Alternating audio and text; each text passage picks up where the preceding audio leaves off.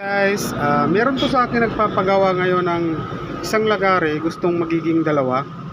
Ayan po, malapad po kasi siya. Gusto ng may-ari ay maliit lang, kaya gusto niya magiging dalawa. Ayan, nilagyan ko na po ng guhit guys. Yun.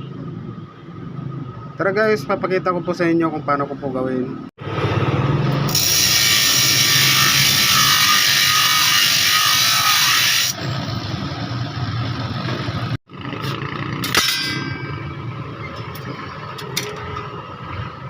Ito na siya guys, tapos ko na pong hinati. Ayan po. Susunod ko naman pong gagawin ay lalagyan ko siya ng talim.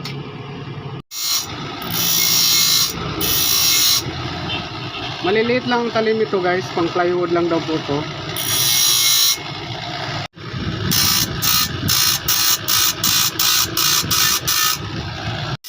Ito guys ay pang kahoy, wrapping ito, pang wrapping. Ayan po, medyo malalaki talim.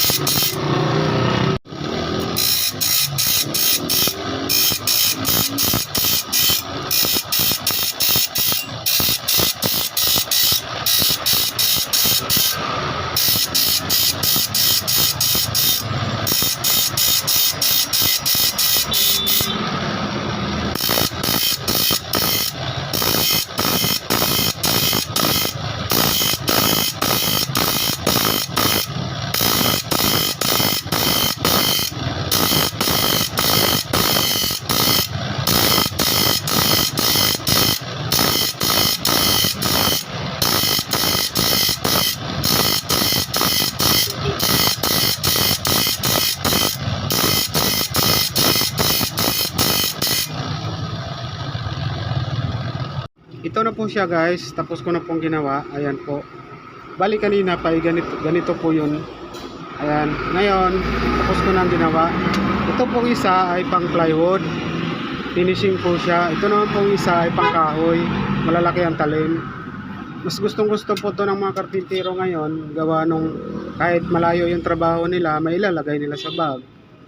Ayan po, yung isang lagari ay nagiging dalawa. Yan.